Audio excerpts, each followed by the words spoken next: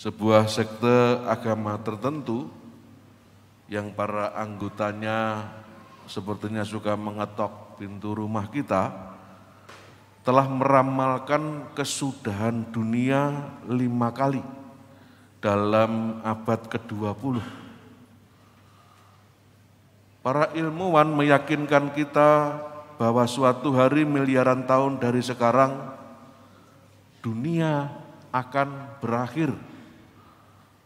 Karena matahari sumber energi akan kehabisan bahan bakarnya. Gereja mengajarkan bahwa dunia dan alam semesta memang akan berakhir, tetapi tidak dengan cara atau pada waktu yang diyakini oleh sekte agama ini atau beberapa ilmuwan. Apa kata Yesus mengenai akhir zaman atau kiamat atau kesudahan dunia ini? Yesus mengajarkan bahwa waktu kesudahan dunia tersembunyi di dalam rencana Allah Bapa. Bahkan Yesus menampik pertanyaan tentang kapan semua ini akan terjadi sebagai hal yang tidak penting. Maka gereja mengajarkan kepada kita bahwa kita tidak mengetahui bila mana dunia dan umat manusia akan mencapai kesudahannya. Kitab suci dan ajaran gereja lainnya mengundang kita untuk memahami bahwa Allah itu memurnikan apa yang telah Ia ciptakan, tetapi Ia tidak menghancurkannya. Allah mengarahkan apa yang telah dibuatnya menuju kesempurnaan, bukan pemusnahan. Maka gereja juga mengajarkan kepada kita melalui Konsili Vatikan bahwa kita tidak tahu pula bagaimana alam semesta akan diubah. Dunia seperti yang kita kenal sekarang dan telah rusak akibat dosa akan berlalu. Tetapi kita terima ajaran bahwa Allah menyiapkan tempat tinggal baru, kediaman keadilan yang kebahagiaannya akan memenuhi dan melampaui segala kerinduan akan kedamaian yang timbul dalam hati manusia. Bapak Ibu, saudara-saudari yang terkasih dalam Tuhan, sebuah contoh bagaimana Allah bekerja itu mendasari bacaan Injil hari ini. Yesus menubuatkan bahwa bait Allah di Yerusalem akan diruntuhkan.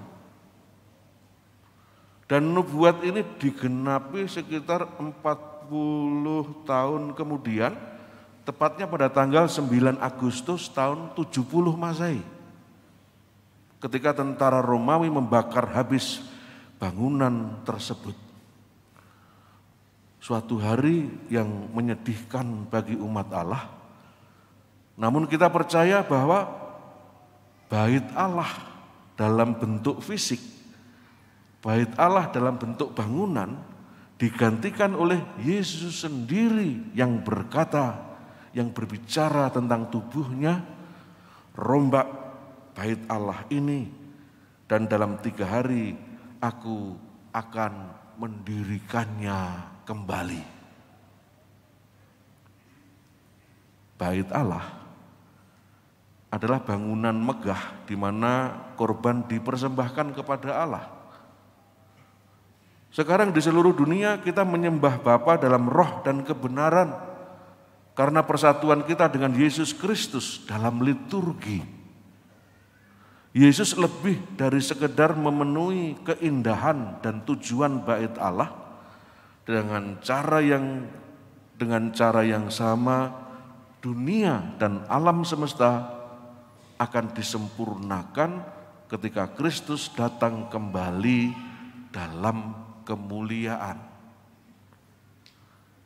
Bapak Ibu saudara-saudari, kebenaran tentang kesudahan dunia berlandaskan kuasa dan kasih Allah.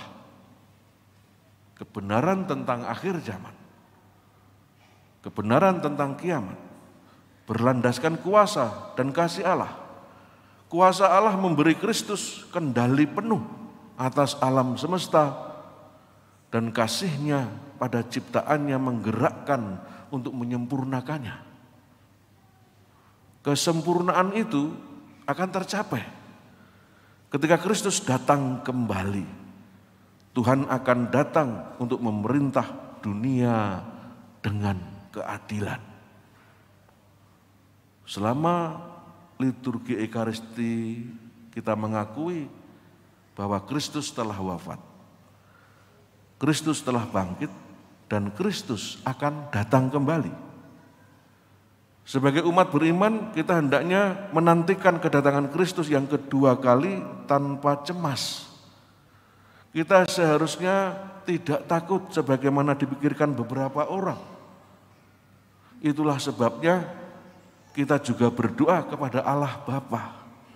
Tuhan, lindungi kami dari kecemasan saat kami menantikan dengan penuh sukacita harapan akan kedatangan Yesus Kristus, Sang Juru Selamat kami. Hari ini, saudara-saudari, saya ajak juga dengan melakukan pujian. Bapa, kami percaya akan datangnya akhir zaman entah kapan, dan siap menanggapinya sebagai kesempatan untuk memberi kesaksian.